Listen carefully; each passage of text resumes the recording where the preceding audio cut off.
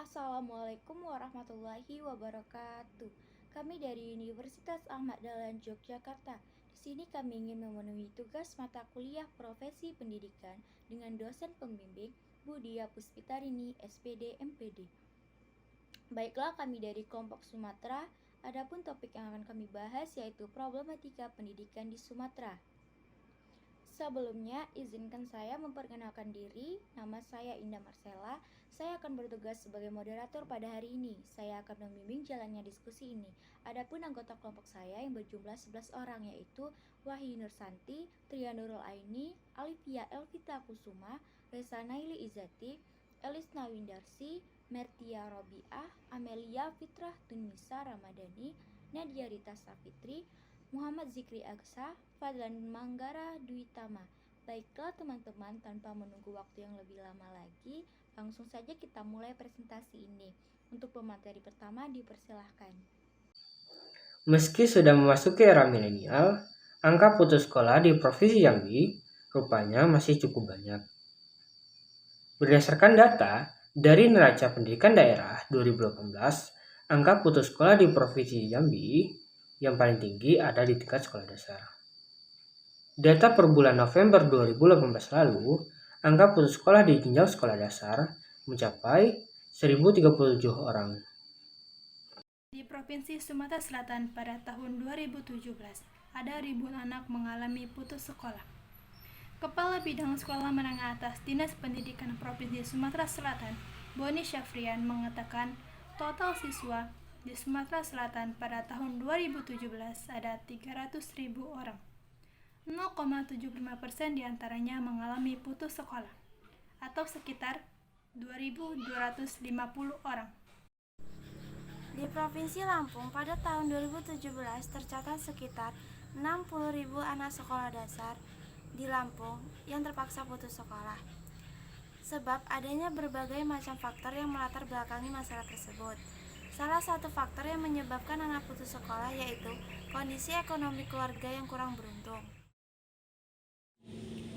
Di Provinsi Kepulauan Bangka Belitung pada tahun 2018 tercatat sebanyak 153 siswa putus sekolah atau meningkat dibandingkan pada tahun 2017 yang jumlahnya sebanyak 147 orang.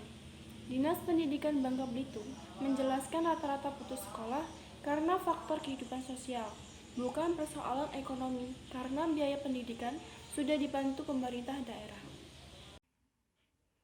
Apa dampak negatif bagi anak jika putus sekolah di tengah jalan? Yang pertama, anak menjadi tidak memiliki tujuan hidup. Bagi anak yang putus sekolah di tengah jalan, dapat berdampak kepada tujuan hidup di masa yang akan datang.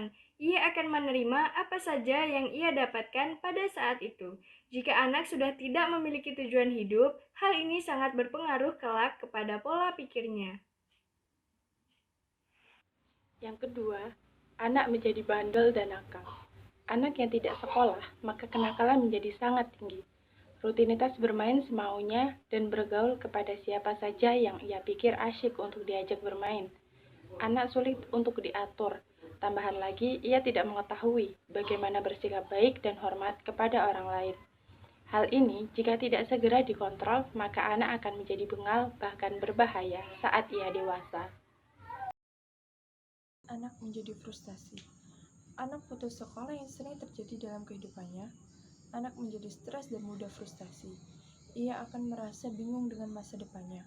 Pada saat anak seusianya sudah mengenyam pendidikan yang layak, ia hanya bisa terpana melihat dirinya tanpa seragam dan ilmu. Ketakutan-ketakutan itulah yang membuat anak putus sekolah menjadi sedih, marah, kecewa, takut, dan frustasi. Penyebab dan faktor perilaku agresif remaja sejak hingga akhir. Solusi untuk mengatasi masalah putus sekolah. 1. Membebaskan biaya sekolah. Salah satu cara untuk mencegah putus sekolah adalah membebaskan biaya sekolah. Dengan demikian, anak tidak lagi terhambat persoalan biaya dan dapat terus melanjutkan pendidikannya. Cara lain untuk mencegah atau mengatasi masalah putus sekolah adalah dengan memberi bantuan pendidikan dan biaya siswa. Dengan demikian, selain anak dapat sekolah, Mereka juga dapat terbantu kebutuhan sehari-hari. 2. Memberikan subsidi buku dan sarana pendidikan. Pemerintah juga dapat memberikan subsidi buku, pendidikan, dan peralatan sekolah, agar anak yang kurang mampu dapat memiliki fasilitas belajar yang lengkap. Pemerintah juga melakukan pembangunan sekolah di daerah-daerah terpencil, agar anak usia sekolah lebih mudah menjangkau tempat belajar.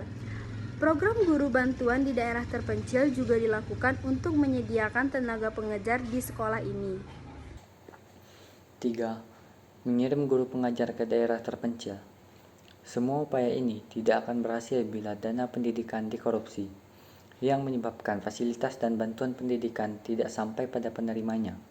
Karena itu, perlu dilakukan pengawasan terhadap bantuan pendidikan ini. Nah, itulah hasil presentasi dari kelompok kami. Semoga materi yang disampaikan bisa bermanfaat untuk kalian semua. Lebih dan kurangnya mohon dimaafkan. Saya tutup. Wassalamualaikum warahmatullahi wabarakatuh.